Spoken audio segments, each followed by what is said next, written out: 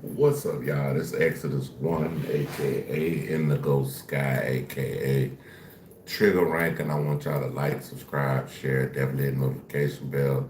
If you like to support the channel, cash app in the description. If you like to follow me on any other uh, platforms, everything is at the top of the YouTube description. With that being said, let's get this show on the road.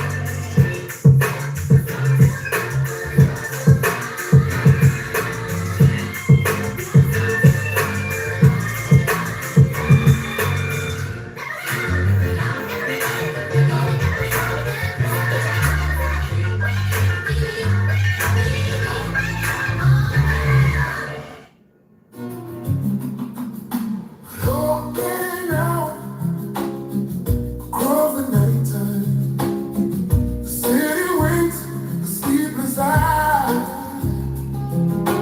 Hear her voice shake my window, sweet seducing sighs. Get me out into the nighttime. Four walls won't hold me tonight. If this town is just an apple, let me take a bite. And they say, why? Tell them that it's human nature. Why does it do me that way? I say, why? Tell them that it's human nature. Why does it do me that way? Reaching out to touch a stranger. Electric eyes are everywhere.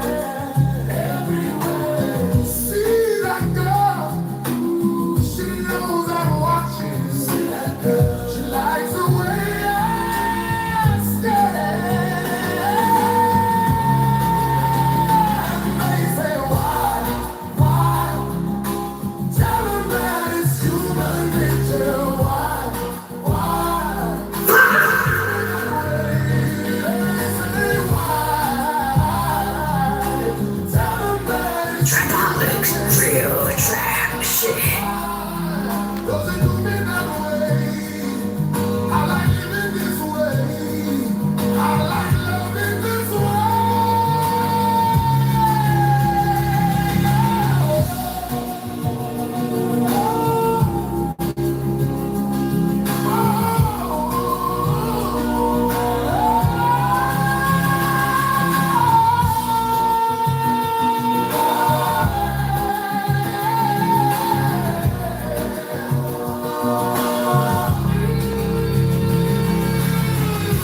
What up, Charlie?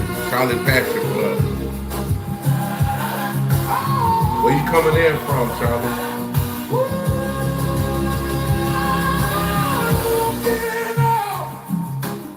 Across the morning, the city's heart begins to beat. Each and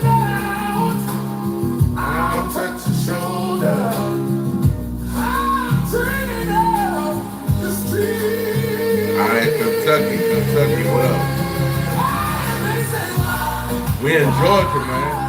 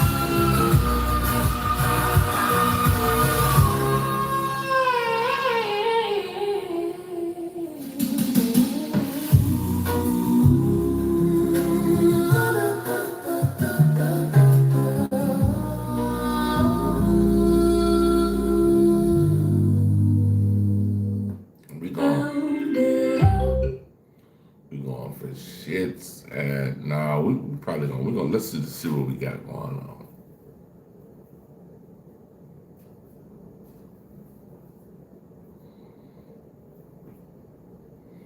All right, y'all, we about to check out Chig Smooth. No Jumper is dead. Let's see what's going on with that. YouTube. Check out Chig Smooth. Chicks. Fine, you know what? I like Chick Smooth. Chick Smooth is somebody I really enjoy listening to on YouTube because Chick just got an intellectual curiosity about things. Oh man, grand opening, grand closing, you guys. Adam 22 has been getting back-to-back reality checks on exactly how people feel about him and his platform, No Jumper. Now, first, it was the fake divorce that he tried to pull off with his wife Lena a couple weeks ago. Nobody felt bad for him. Nobody showed him any sympathy. As a matter of fact, it was the opposite. People actually laughed at him and told him that's exactly what he gets. And now, fast forward 2 weeks later, Adam 22 just canceled his No Jumper live show, all because of low ticket sales. That's right, you guys. Adam 22 was literally selling 1 ticket per day to his live show. Now, Adam eventually tried everything he could to possibly salvage the show. 1 ticket per day? Damn. That's not good. That's not good, bro. Hey, yo, what the fuck?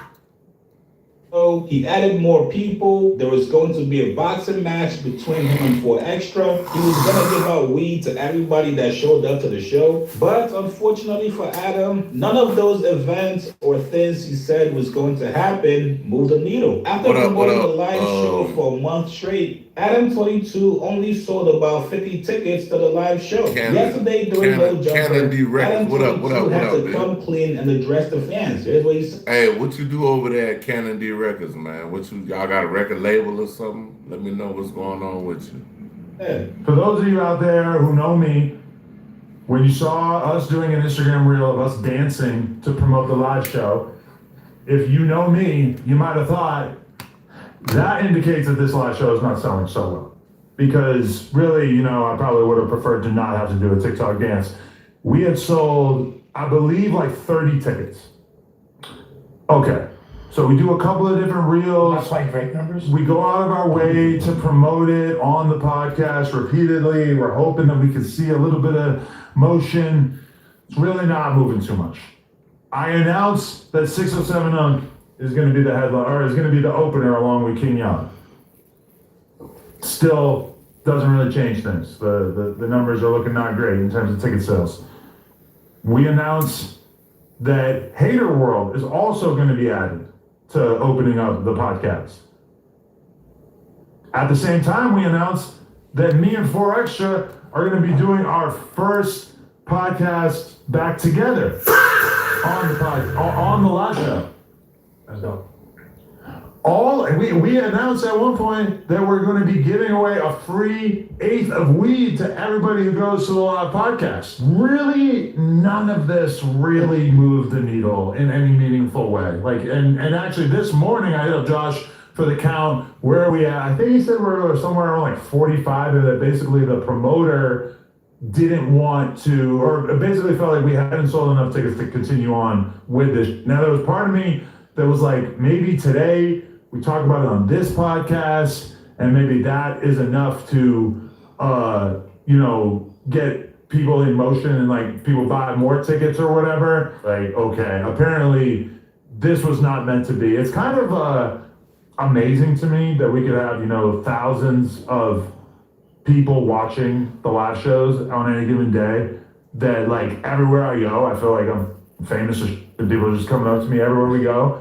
And that, we, on the average No Jumper show or whatever, we might have like 100,000 viewers or whatever. And that still, somehow those people did not find it exciting, the idea of going to a live show. And one thing that the promoter told us, the person who was like, See, one thing as when you're on a podcast channel or whatever, it's good to just have your own platform. Going live and like as a show, it don't really work out too well. I'm just saying, because as many times I go on live, it might be 2,000 people in the live, it might be no people in the live. So for you to bank on your popularity and try to start a live show and try to do it in like a venue or whatever and get paid for it and all that,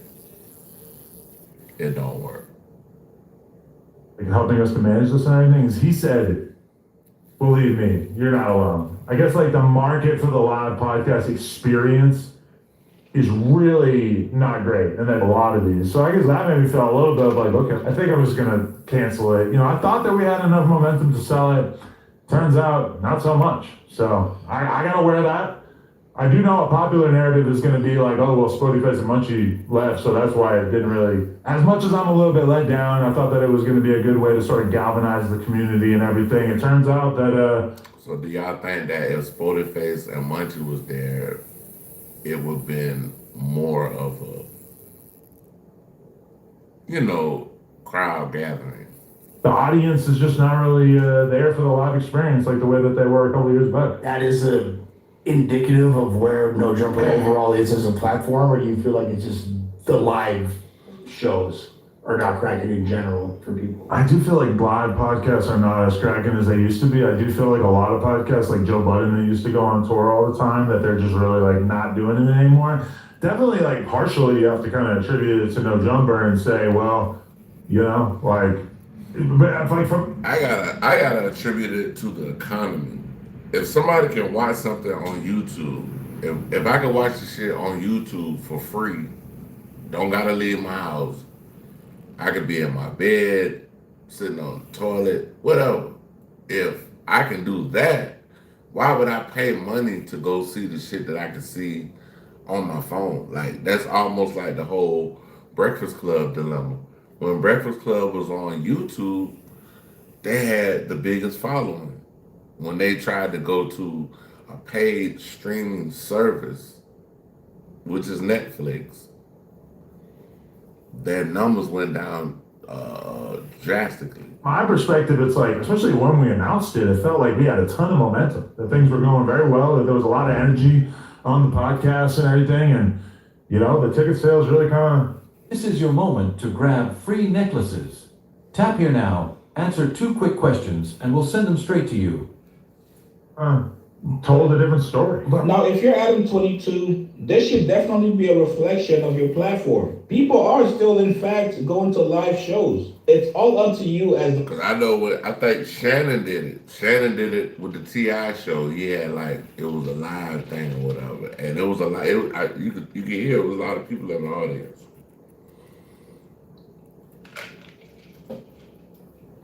So you basically got to bank on, you're banking on the popularity of the people that want to see the content.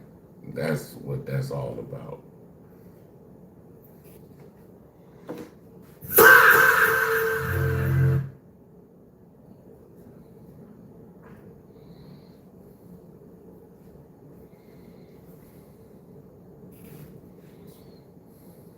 Platform owner to give him a reason to go. Rory Mall is still selling out live shows. Back on Fig is still selling out live shows. The Joe Biden podcast can sell out a live show in Bumblefuck, Idaho right now. You gotta know that people tune into No Jumper for the chaos, not because they actually care about what you guys gotta say about certain topics. The gang drama on No Jumper is only good for YouTube views. There's no real insightful takes. There's no He chemistry. just basically said the same thing I said. Like they like the effery, if y'all know what I mean. They like the effery that goes on No Jumper. So it's like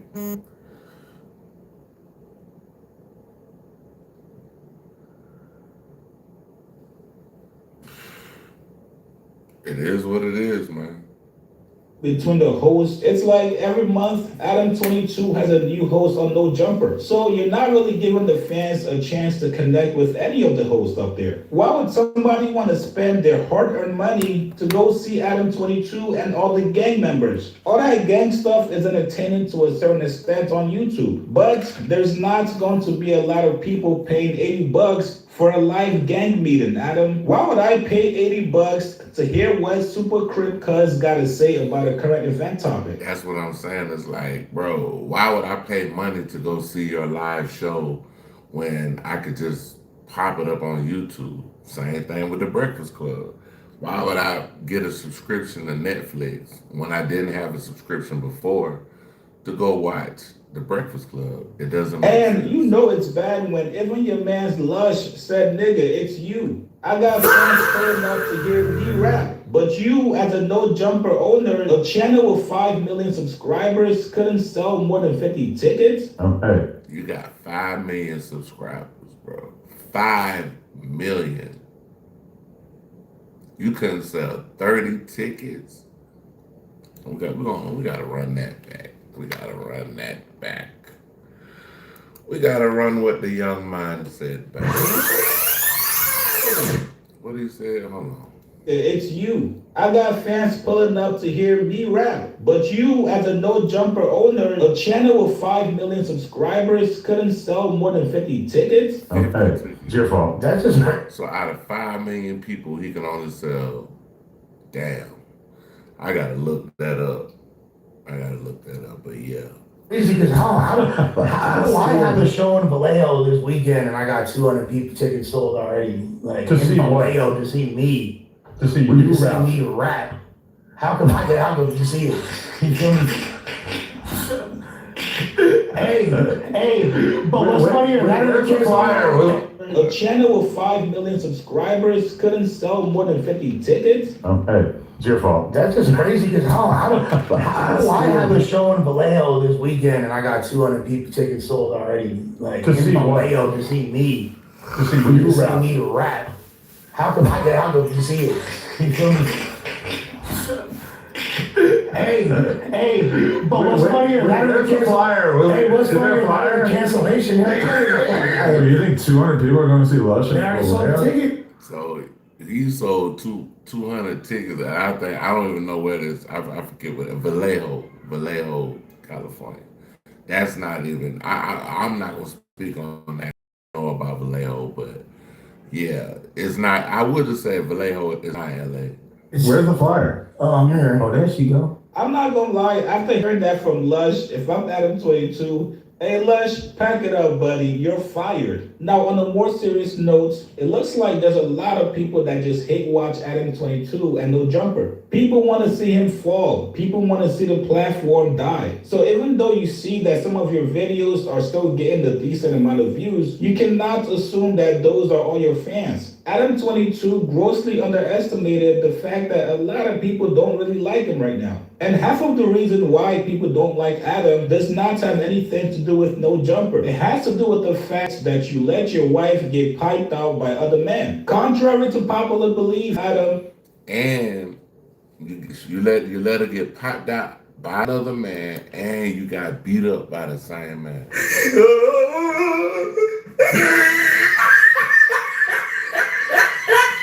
A lot of guys do not fuck with being a cuck. Adam 22 should have had Lena, his wife, and all those corn stars that he deals with promote the show for him. If I'm Adam 22, you gotta lean all the way into the corn audience. Trying to do a hip hop show, a hip hop live podcast, or anything of that nature is probably going to flop right now. You guys get in the comments below. You guys feel bad for Adam 22 having to cancel his live show all because the tickets were not moving. And what do you guys think is the reason why? Like this video, subscribe to my channel. I'll see you guys later, man. CEO mindset, heights, wind, climb jet. It's gonna come with time. To that time, we'll be fine, bitch. With it. Don Mac, y'all gotta check out Don Mac, man. This is Charlemagne. The disgusting downfall of Charlemagne the God is far from over. In fact, it's getting worse, and it's not just academics piling on, but there's... Hey, we are now reacting to Trap More Ross channel, so check them out. Orientated by Trap Lord Ross. Let's go. more and more evidence that's coming out, and Academics TV or Academics or Drake, if you want somebody... Charlemagne was saying he thinks the Academics TV account is Drake himself. If that's what you want to believe, hey, that's fair enough. I've got a bridge to sell you, okay? But whoever is in charge of all of these systems, these content creators, they're not happy with Charlemagne, and they're airing out his business in a way I didn't even know was humanly possible. And unfortunately, the truth behind it all, it doesn't matter whether or not you believe that Charlemagne is in the wrong, in the right, if Academics is in some kind of bitter back and forth, if somebody else, you know, a third party, other people over involved in the situation, Drake, some people saying it's Drake, doesn't matter.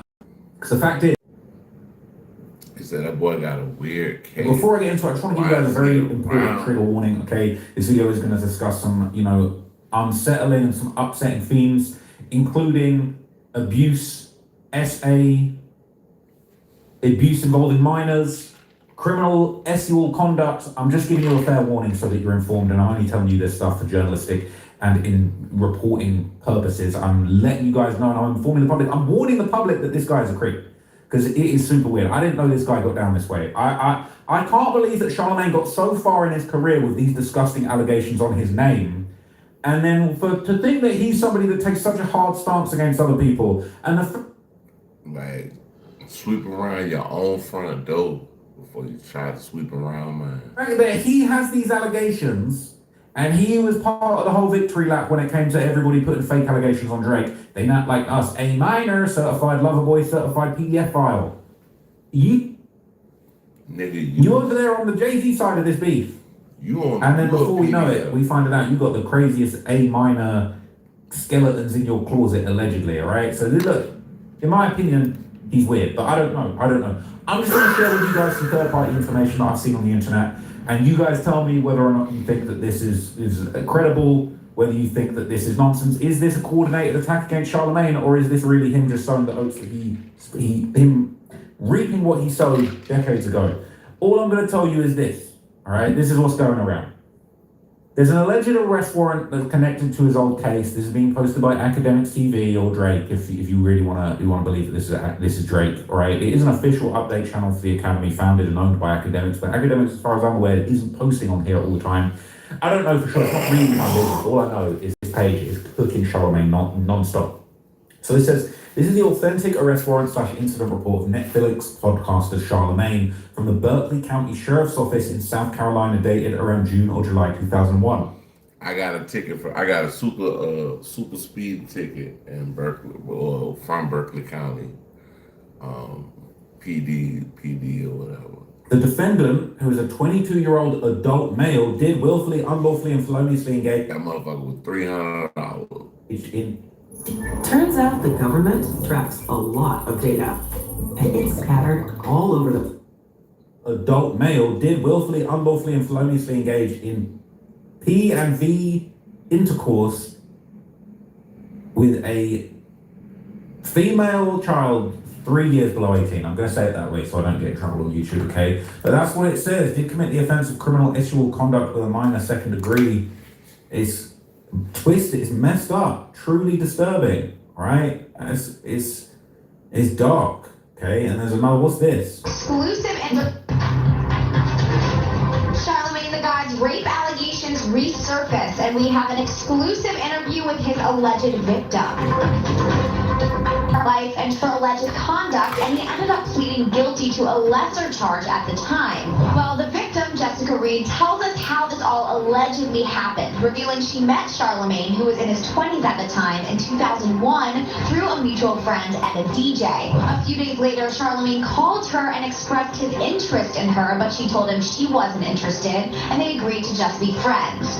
According to Jessica, Charlemagne invited her to his cousin's birthday party, apparently playing it off as his own to convince Jessica to pass by. Charlemagne reportedly picked her up and a friend and drove them to a party filled with guys and only 2 other women. Jessica alleged. So, at before he picked them up, they left this part out. They said, Charlemagne basically said, or the girl, well, allegedly, all this alleged, that he talked to the mother and told the mother that she's gonna be in good hands. You don't gotta worry about anything. And something actually happened to her. So that's the whole that at the party, Charlemagne spiked her drink with something and she ended up passing out in the bathroom while she was unable. So Charlemagne already said he put something in his wife's drink. Allegedly. To move after she fell down. Jessica said she could see and hear Charlemagne and his friends laughing at her. She claims that Charlemagne's friends took her upstairs where they allegedly violated her. Then she alleged Charlemagne later came in the room, took his clothes off, got in bed with her, took her clothes off, and proceeded to have sex with her. Jessica and her friend got help from a stranger, and she eventually went. So it sounds like, damn, this is crazy. It sounds like they had a choo-choo on this minor, and after that, Charlemagne went and got in the bed like it was his girlfriend. I don't know, allegedly, y'all. To the hospital. Jessica tells us she felt betrayed by Charlemagne and was encouraged to speak out after seeing him trying to discredit the situation when he was speaking to DJ Academic. So I think it's disgusting enough to do stuff like this, but then when you're actually using your platform and your public appearances to try and like downplay and take away from the victim's story, I think that is just so dark. But what's really weird is it's like Charlemagne over the years, he's kind of like tried to distance himself from this, but then also he's low-key accidentally kind of put his foot in it and acknowledged it. Now, this is very weird. In 2017, about a year before Charlemagne's alleged victim actually tried to reopen the case, because he was actually seemingly allowed to plead down to much less serious charges than what he was actually charged with at the time. I personally believe the girl, but the charges are the charges. What you pled down to is what you pled down to. But this was an absolutely mind-boggling attempt at moving the goalposts and deflecting the reality of the situation, in my opinion.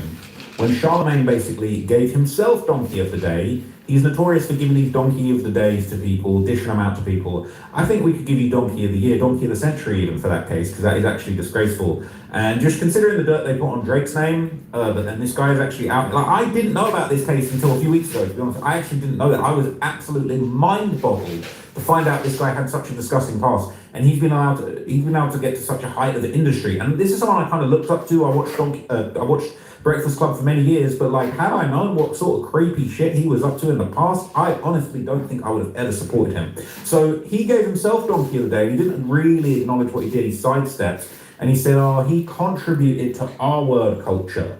And so he's a Donkey of the Day. Weirdly, it's almost like he was trying to get ahead of the story. That's kind of how it looks, in my opinion, but let's see what he said. Morally honest with ourselves. You are a certain age like I am. You were born in the late 70s or 80s or hell, older than that. You were absolutely, positively raised on rape culture. I feel bad and extremely dumb that I didn't realize this earlier in my life. I don't care. I hate when people do this, bro. It's always these creepy, disgusting old heads, your Bill Cosby's, your Harvey Weinsteins, when they talking about, oh, 70s, 80s, I was raised on this culture. Nah, bro, no. You a bunch of creeps. Just because back then there were more creeps and y'all creeps were looking out for creeps and you creeps were protecting creeps, that don't make it okay. He taking donkey of the day, but then he transmuting it and saying, really, it's the culture of the 70s. This was normal. We was all doing it. Not really, because you was charged with it. You was charged with it back in the day. So back then, the cops didn't say this just 70s culture, boys will be boys. No, you was charged with it and you plead.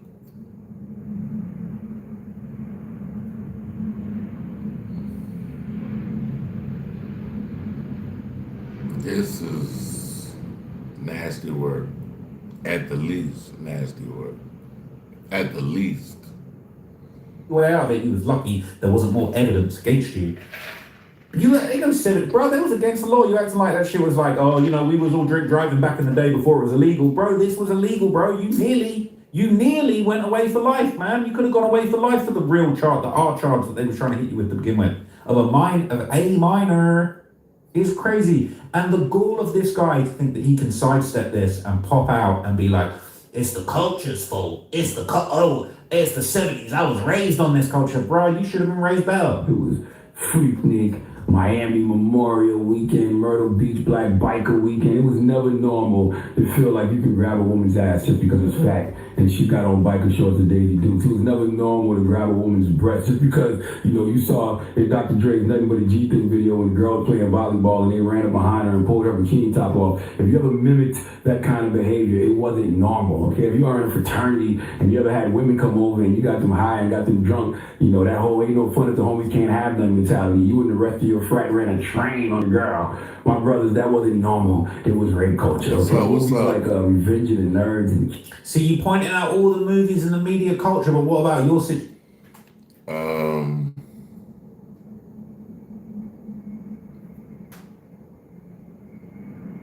Kovatar, I don't know.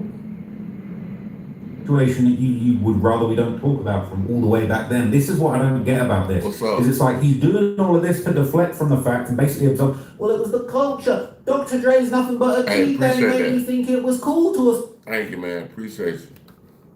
Thank you. Salute.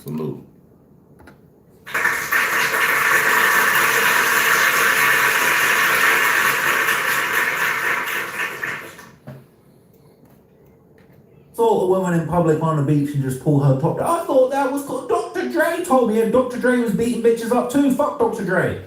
Fuck Dr. Dre's a bitch. Kids. Damn. Remember those where guys would have sex with passed out women? We gotta run that back. That boy say, fuck Dr. Dre. He's a bitch. That boy said Dr. Dre is a bitch.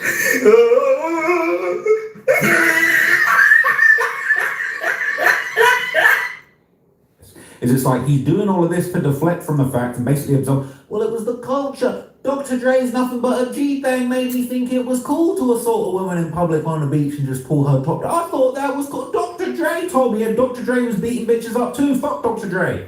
Fuck Dr. Dre's a bitch. Kids. Remember those where guys have sex with passed out women dress up as other guys like who? Guys like who? People in order to trick the women to have sex with them. That was rape culture. Remember Porky's? Remember sneaking up late to watch Porky's when they was drilling holes in the wall and peeping at the girls?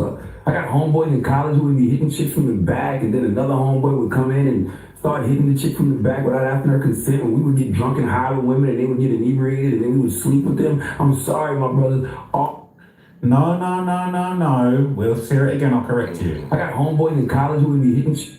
That sounds like some weird.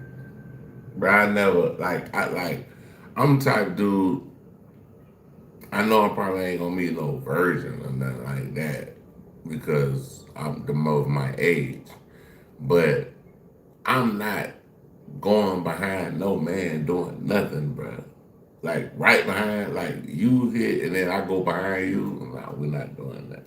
That's some double dipping shit. From the back, and then another homeboy would come in and start hitting the chick from the back without asking her consent, and we would get drunk and high with women, and they would get We would get drunk and high with women. No. We're not doing that. a growing interest in socialism among young people in America. But do they know about its dismal... We're not doing that. We're not doing that. Women. 15 is not a woman, sir. 15 is a girl. That's a little girl. 15, that's a minor. That's a minor, nigga. That's a minor. For real. That's a minor. The fuck is you talking about, bro? Like, Hey, yo, what the fuck? You're a female child. It's a child, not a woman. Not a woman. Child. You're not getting drunk with them. You are getting them drunk. They're not supposed to be getting drunk. It's illegal. It's illegal to get them drunk until they're 21. So no, we was getting drunk. No, there's no we. There's no we. All right? And he pled guilty to, I believe, it was contributing to the delinquency of a minor. Am I not right? Let me check. Let me just check for sure, because I don't want to get in trouble. I just want to make it very, very sure. Let's just check for sure. Okay. Pled guilty to misdemeanor count of contributing to the delinquency of a minor. Okay. So ain't no we got drunk. You was contributing to the delinquency of a minor, sir. So what we doing here? Talking about, it was Dr. Dre made me do it. It's nonsense, bro. This guy's embarrassment. To watch Porky when he was drilling holes in the wall and people would come in and start hitting the chick from the back without asking her consent, and then we would sleep with them. I'm sorry, my brothers. All get drunk and high with women, and they would get inebriated, and then we would sleep with them. We would sleep. We would. You admit that? I'm sorry, my brothers. All of that was rape culture. Hell, He's saying, I'm sorry, my brothers. Bro, you are talking about yourself. You are talking about things that you did. A lot of people didn't. They didn't. Bro, most people aren't doing this shit, bro. I've been to college. I used to go in the girls' dorms and all that shit, but never did that type of shit. And at the end of the day, I had females come to my dorm, this and that, but it was a one-on-one type situation. Most people aren't into this. Most people aren't condoning this. Most people ain't trying to clean this up because they ain't never doing this. It ain't never happened.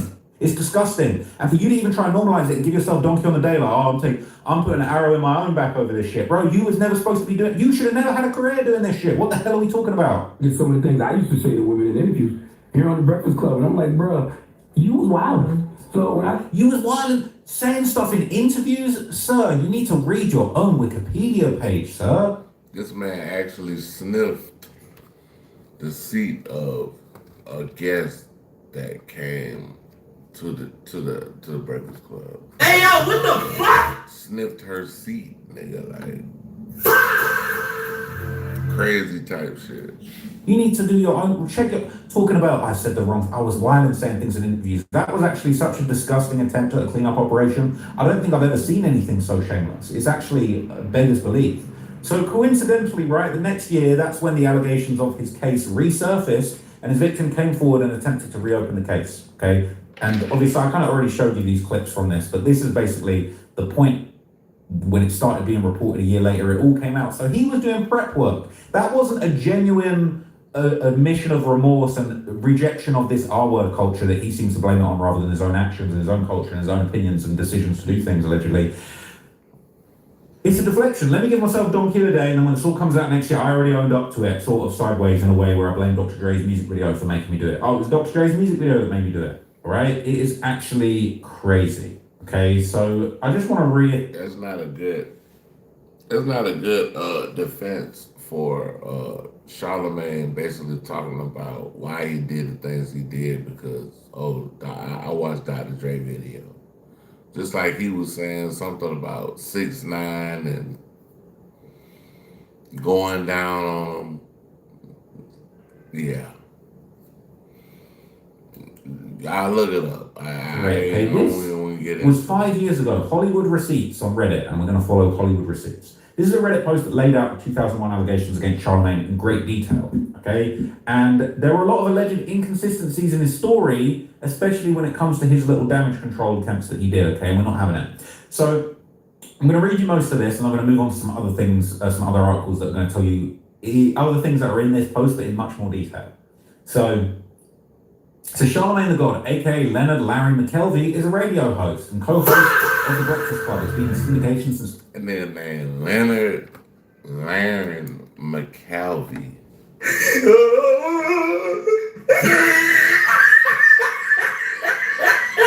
Who named that child? 2013, he's the founder of the Black Effect podcast network and a published author. Because part of Charlamagne's job is to say shocking things and he's had a platform for quite a long time, I had a lot of interviews to choose from. I have a miscellaneous section with interviews that I saw talked about that fit the theme of this subreddit, but there are many more interviews that could have been included. If you think there's something else that people should see, please share it. Jessica Reed. I'm going to be careful what I say. Charlamagne was accused of the R word on a minor on June 8, 2001. He was originally charged with criminal sexual conduct on a minor and contributing to the delinquency of a youngin. I'm going to say different because I'd be getting in trouble, right? I don't want this to get taken down or blocked so that people can't know these facts. He pled guilty to contributing to the delinquency of a minor. The other charge was not prosecuted because the victim was uncooperative. Court documents related to these charges were shared by Hollywood Life. Before his accuser spoke out publicly, Charlamagne discussed the allegations. The main source of his version of events is Black Privilege, The Opportunity Comes to Those Who Create It, a book released in 2017. The story begins around page 123. In this book, he says that he was throwing a party for his cousin, Kinta Palmer, to celebrate him getting a football scholarship to Penn State. He says that he had rented a cabin at a short-stay villa in Lake Moultrie. Charlamagne claims that he left the party to go get weed when the assault took place. He writes that he was told that the girl had passed out and he claimed that when she woke up, that some of the men at the party essayed her. He alleges that someone told the girl to relax because he was Charlamagne. What? Twigs, I swear I just heard this dude telling a story about how dudes was, messing with girls and they was tapping other people in without their consent and they didn't know that they was involved. But it's just the fact that these people, like, the whole train thing, and then after that you act like you heard dude, like that's crazy. Hey, just a coincidence. The next day, he gets a phone call telling him a friend had died in a drunk driving accident. He went to tell his cousins and they told him that Kinta was in jail for R-wording a girl at that party. He drove to the police station and told a police officer he had thrown the party. He also said he bought the alcohol. After taking a statement, the cop told him that Kinta had not been arrested. He discovered that his cousins had made the story. He drove to the police. He claimed that when she woke up, claimed that when a cousin that died, so maybe one of the people that was at, it says you look like Kimbo Slice and Rampage. Not Kimbo Slice and Rampage.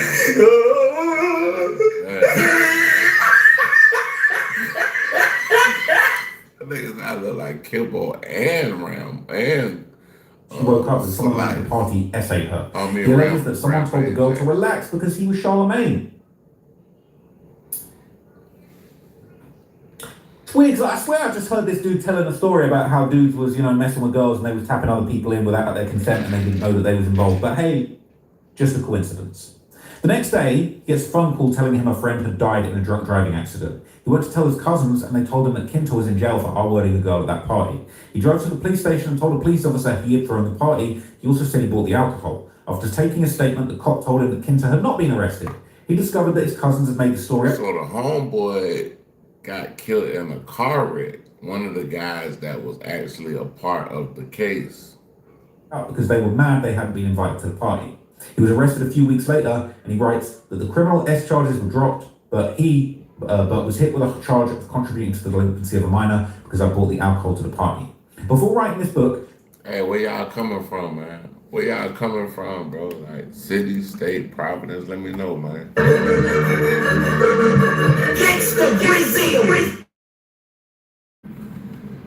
Let me know. Country, what country you coming from? Where you coming from, man? Let me know, big dog. Trapaholics, real trap shit.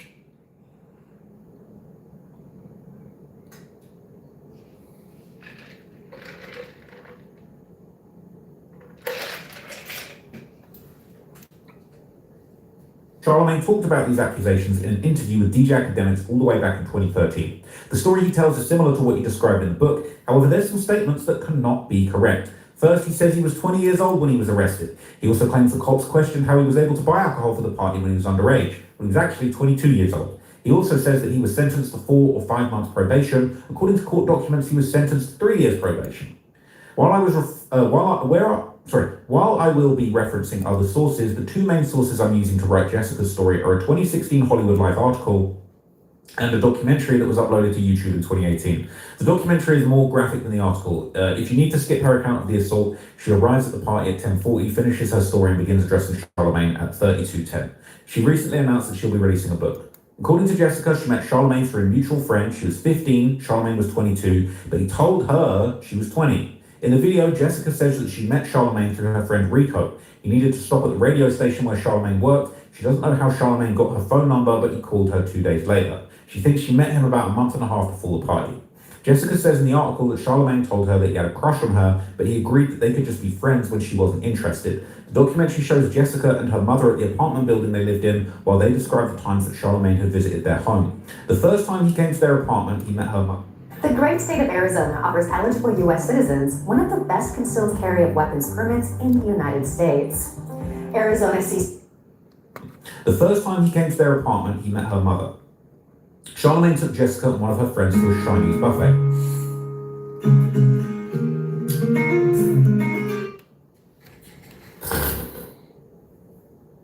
Bro, this is a Reddit repost. I can't verify and vouch for the exact authenticity of everything that's being said in this narrative, but what I'm going to do is I'm going to look at some other links afterwards, and I'm going to try and verify some of these facts. But if that's really, I don't know if that's exactly, like, if that's how it went down, that's insane. That's insane. Charlemagne told her he had a crush on her. 15-year-old Jessica, he had a crush on her, but he agreed they could just be friends when she was not interested. Jessica and her mother, the documentary shows Jess and her mother at the apartment building they lived in. They describe the time Charlemagne visited the home. What's up? This is weirdo behavior. The first time he came to their apartment, he met the mother. Charlemagne took Jessica and one of her friends to a Chinese buffet. Her mother said he seemed brotherly and assured her that her daughter would be safe with him. In the documentary, she clarifies that she did not ask him his age and thought he might still be in high school. He came to her home a second time. He spoke with her brother, but Jessica was not home. I ain't gonna lie, that brother should have beat the brakes off of Charlemagne at that point, bro. What the heck? What on earth? But hey, back then it was a different culture, right? It was a different culture back then. It was a different culture, so brothers ain't beating people's ass for pursuing their 15-year-old sister, I guess. So the third time Charlemagne came to her home was to pick her up to go to the party. Jessica said she didn't want to go to the party, but agreed when Charlemagne told her it was to celebrate her birthday. I assume that meant to say his birthday. She asked Malika Joyner, who was engaged to Jessica's brother, if she would go to the party after her best friend said she couldn't come. They drove to the party with several men in a sports car and a truck. Charlemagne is the only one of the men she knew. They first went to Charlemagne's father's house. They watched television with his father and people Jessica assumed were his relatives. According to Jessica and Malika's original statements to police, they watched sports, stopped at a gas station, and Jessica called her mother. Her brother told Kwame Brown in an interview that Charlemagne took his sister to the party. Malika's victim statement also describes how they arrived at the party. They arrived at Short Stay Villa. Jessica was surprised to see that there were only two other young women at the party. She says that Charlemagne kept asking if she wanted something to drink and reassuring her that she would be safe. She felt pressured into drinking, and Malika accepted a drink first. Charlemagne got their drinks in the kitchen. Malika began to vomit after Jessica began drinking her drink. Even though Malika was throwing up, Charlemagne continued to ask her if she wanted more to drink. Jessica felt dizzy and went to a bathroom to help Malika clean up before collapsing. She felt like she couldn't use her limbs, but was still conscious and could see and hear what was going on around her. All I'm trying to say is it sounds like he was trying to get in there. She was not interested. Kept trying. I don't know what he tried. It says Charlemagne told two of his friends to carry her to the upstairs bathroom while laughing at her. In the documentary, she calls these men Larry and Boo. Boo began to essay her as he carried her. Malika told the Star Report that Charlemagne began kissing her and trying to remove her top while Jessica was upstairs. She believes that he left her because she was less affected by the drink and could better defend herself. After being violated by the two men that carried her upstairs, a different man carried her into her bedroom and essayed her. Sometime after that, the man left the room. Charlemagne came into the bedroom, removed her clothes, and did the R word. As Malika was walking up the stairs, she could hear Jessica screaming. Jessica says Charlemagne talked to her to try and get her to be quiet, and continued to tell her she was safe with him as she cried. Charlemagne yelled at her to shut up and threatened to kick her. The article says this was a different man, but the documentary, Jessica and Malika's original statements to the police agreed it was Charlemagne. The story becomes less clear at this point. In the documentary, Jessica discusses how it was difficult for her to recall these memories. In the article, it sounds as though Charlemagne leaves the room and other people enter the room before Malika goes upstairs. In Malika's interview, she says that two men Yeah, this is a little too detailed, like, and I'm not no hater on nothing, you know. But it's the fact that you're able to get this far and you got these allegations on you. You made it like, bro, you made it through the YouTube. I mean, Me Too movement. You made it Were in the through room in addition to Charlemagne and Jessica, and according to Malika, she saw Charlemagne on top of Jessica with his pants down.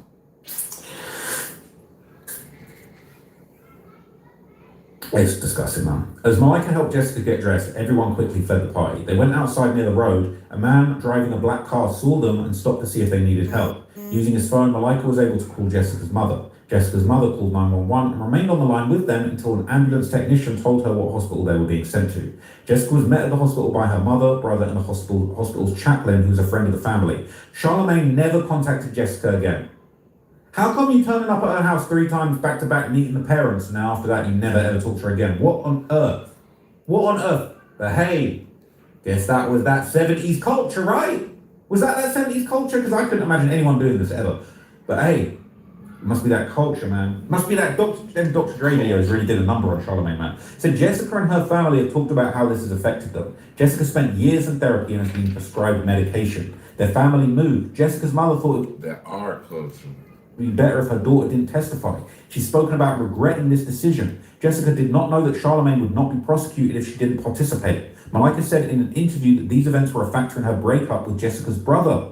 He tearing apart the family. Jessica, her mother, and her brother have all said Charlemagne being a public figure causes them continuing distress.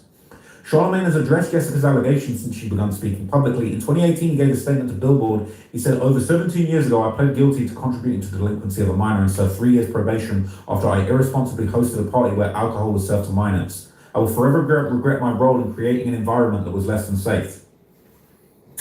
I cooperated with authorities, participated in multiple interviews, and submitted to DNA testing. Ultimately, the assault charge was dismissed because I had no physical contact with the alleged victim whatsoever.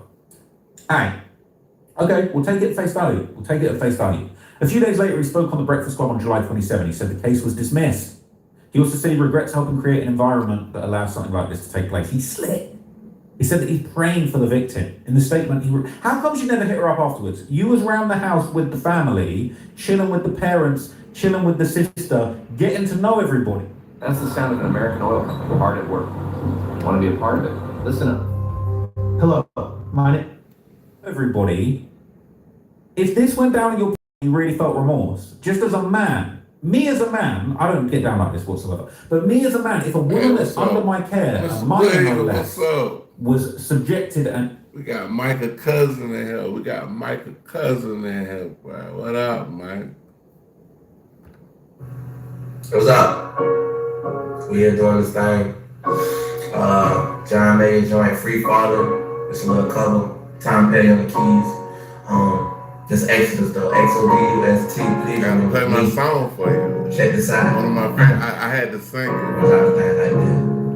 She's a good girl, loves her mama, loves Jesus and America too. She's a good girl, crazy about Elvis, loves horses and a boyfriend to me. Hey, it's a long day, living in the cedar. There's a freeway running through the yard. I'm a bad boy, 'cause I'm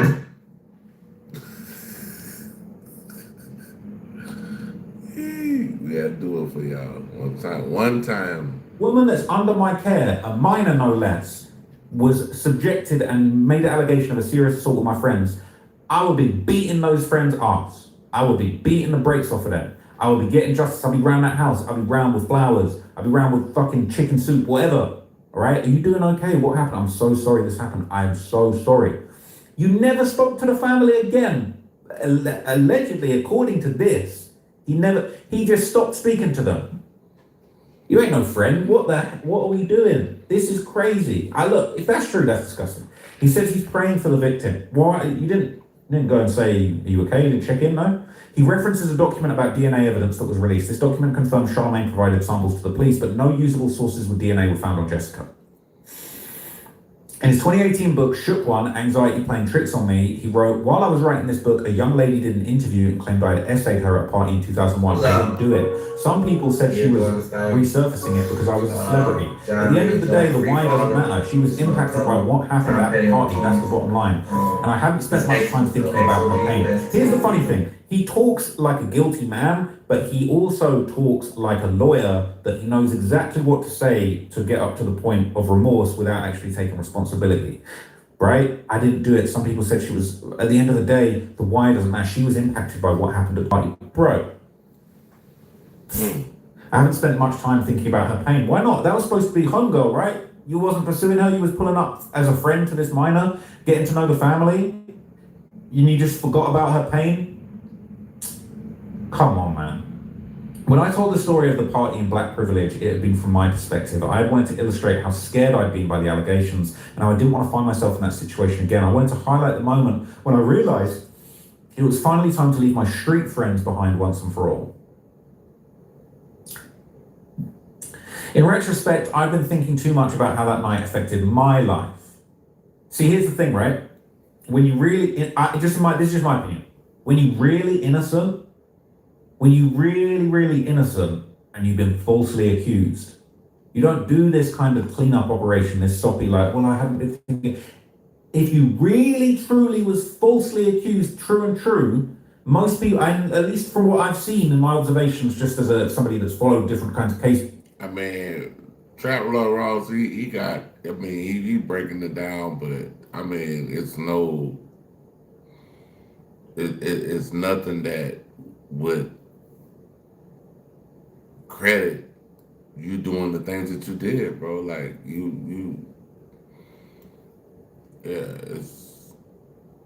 is if you really truly falsely accused, and I've seen it in police interrogation tapes, you say, hell no way, no concession, bro, this did not happen, I'm clear on my name, I will fight to clear my name, I'm not pleading guilty to no lesser charges, all right?